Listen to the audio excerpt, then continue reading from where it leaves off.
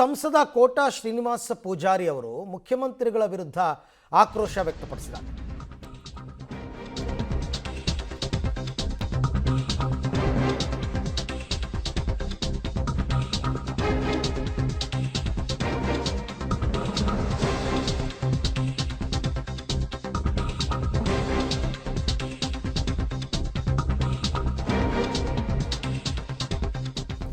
ಒಂದು ಕಡೆ ಬರ, ಮತ್ತೊಂದು ಕಡೆ ಕಾವೇರಿ ವಿವಾದ. ಇಂಥ ಗಂಭೀರ ಸಮಯದಲ್ಲಿ ಮುಖ್ಯಮಂತ್ರಿಗಳು ಡೆಲ್ಲಿಲಿ ಕೂತಿದ್ದಾರೆ. ರಾಜ್ಯ ಸರ್ಕಾರದ ವಿರುದ್ಧ ಕೋಟಾ ಶ್ರೀನಿವಾಸ ಪೂಜಾರಿ ಕಿಡಿಕಾರಿದ್ದಾರೆ. ವಾರಗಟ್ಟಲೆ ಹಿಂಗೆ ಡೆಲ್ಲಿನಲ್ಲಿ ಕೂತ್ಕೊಂಡ್ರೆ ಆಡಳಿತ ಯಂತ್ರ ಕುಸಿಯುತ್ತೆ, ಕೂಡಲೇ ಬೆಂಗಳೂರಿಗೆ ಹೋಗಿ ಆಡಳಿತ ವ್ಯವಸ್ಥೆಯನ್ನು ಸರಿಪಡಿಸಬೇಕು ಮುಖ್ಯಮಂತ್ರಿಗಳು ಅಂತ ಅವರು ಆಗ್ರಹಿಸಿದ್ದಾರೆ. ಕರ್ನಾಟಕ ರಾಜ್ಯದಲ್ಲಿ ತೀವ್ರವಾದಂಥ ಬರಗಾಲ ಇದೆ, ಮತ್ತೊಂದು ಕಡೆ ಅತಿವೃಷ್ಟಿ ಇದೆ. ಸಾಮಾನ್ಯ ಬಡವರು ಕೆಲವು ಗ್ರಾಮಾಂತರ ಪ್ರದೇಶದಲ್ಲಿ ಕುಡಿಲಿಕ್ಕೆ ನೀರಿಲ್ಲದೆ ಜನಜಾನುವಾರುಗಳನ್ನು ಸಾಕಲಿಕ್ಕಾಗದೆ ಗೂಳೆ ಹೋಗುವಂಥ ಪರಿಸ್ಥಿತಿಗಳು ನಿರ್ಮಾಣ ಆದದ್ದನ್ನು ನಾವು ಕಣ್ಣಾರೆ ನೋಡ್ತಾ ಇದ್ದೇವೆ.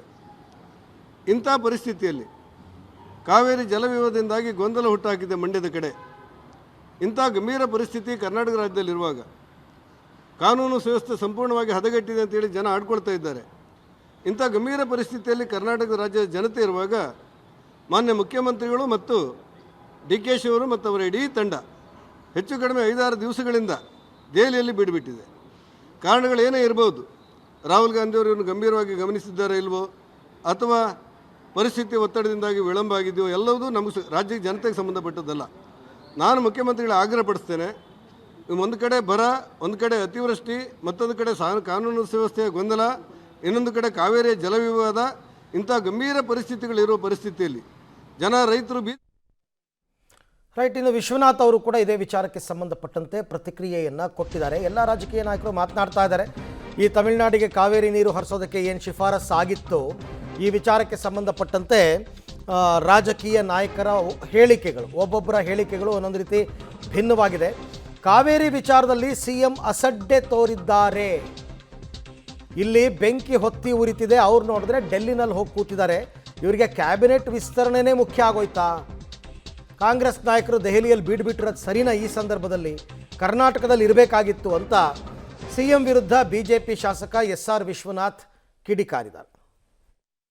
ಇಲ್ಲ, ಜನಗಳ ಆಕ್ರೋಶ ಸರಿ ಇದೆ.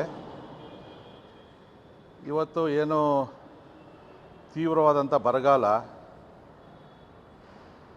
ಕಾವೇರಿ ಕೊಳ್ಳದಲ್ಲಿ ನೀರಿಲ್ಲದೆ ಇವತ್ತು ಕುಡಿಯೋಕ್ಕೂ ಕೂಡ ಬೆಂಗಳೂರಿಗೆ ನೀರು ತತ್ವಾರ, ಮತ್ತು ರೈತರ ಬೆಳೆದ ಬೆಳೆ ಕೂಡ ಕೈಗೆ ಬರ್ತಾ ಇರ್ತಕ್ಕಂಥ ಪರಿಸ್ಥಿತಿಯಲ್ಲಿ ಇವತ್ತು ಸರಿಯಾದ ರೀತಿಯಲ್ಲಿ ಸರ್ಕಾರ ಈ ಕಾವೇರಿ ಸಂಬಂಧಪಟ್ಟಾಗೆ ಯಾವುದೇ ರೀತಿಯಾದಂಥ ಕ್ರಮವನ್ನು ತಗೊಳ್ಳದೆ ಉಪೇಕ್ಷೆ ಮಾಡಿರೋದ್ರಿಂದ ಇವತ್ತು ಪ್ರಾಧಿಕಾರ ತಮಿಳುನಾಡಿಗೆ ನೀರನ್ನು ಕೊಡಬೇಕು ಅಂತಕ್ಕಂಥ ಆದೇಶವನ್ನು ಮಾಡಿದ್ದಾರೆ.